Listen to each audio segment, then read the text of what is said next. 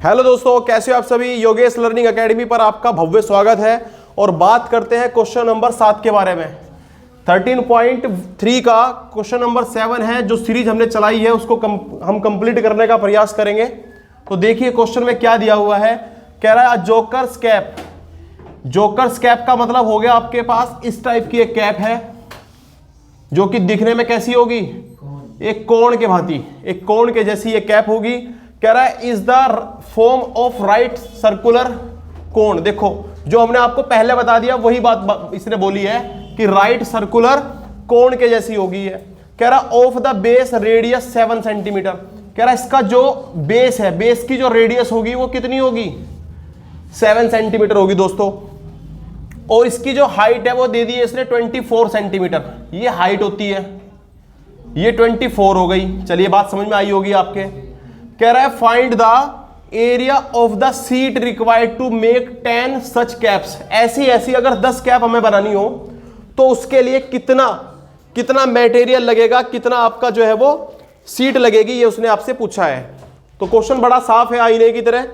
अब आपने करना कुछ नहीं है। सबसे पहले तो जरूरत पड़ेगी हमें एल की, और एल की रिक्वायरमेंट इसलिए रह जाती है दोस्तों क्योंकि हम जानते हैं कि एक कैप को बनाने के लिए जो कि कोण की शेप की है उसके कर्व सरफेस एरिया की रिक्वायरमेंट रहेगी। और कर्व सरफेस एरिया कितना होता है दोस्तों, आप जानते हो।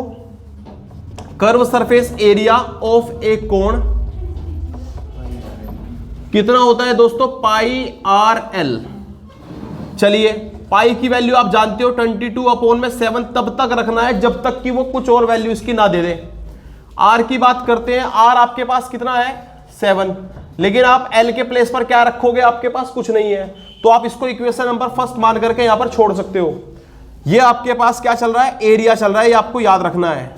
चलिए एल को पहले निकाल लेते हैं, फिर इसी के अंदर एल की वैल्यू पुट करके यहां से हम पूरा जो सीट का रिक्वायरमेंट एरिया हमसे पूछा गया है वो हम निकाल सकते हैं।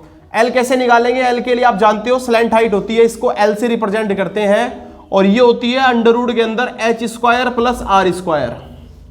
अब यहां से L की वैल्यू आप फाइंड करना चाहते हो, और आपके पास जो h है वो आपके पास 24 है, तो 24 का स्क्वायर प्लस r की बात करें तो यह है 7 का स्क्वायर। अब दोस्तों आप क्या करोगे, आप जानते हो 24 का जो स्क्वायर होता है वो होता है 576। अगर आपके स्क्वायर याद नहीं है तो मेरा पर्सनली आपको सजेशन है कि आपको कम से कम 25 तक के जो है ना स्क्वायर रूट्स और स्क्वायर्स याद कर लेने चाहिए, बड़े काम आने वाले हैं दोस्तों।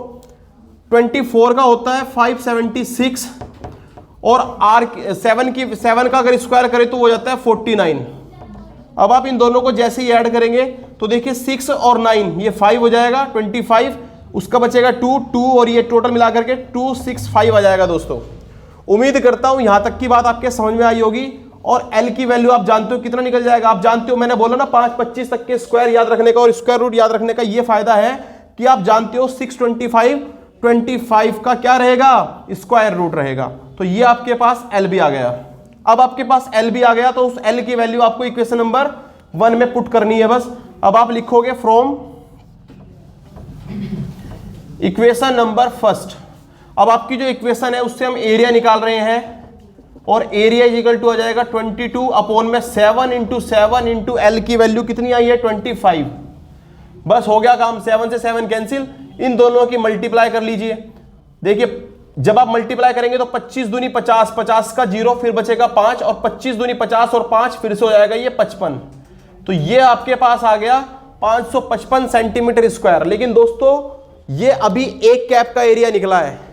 एक कैप को बनाने के लिए जितनी सीट की आवश्यकता हमें पड़ेगी, जितनी रिक्वायरमेंट हमें सीट की रहेगी, ये उसका निकला है। हमें ऐसी ऐसी 10 कैप्स बनानी है तो मैं इसमें 10 से मल्टीप्लाई कर देता हूं।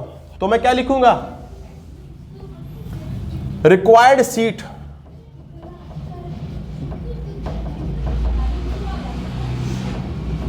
For 10 caps is equal to 10 × 550।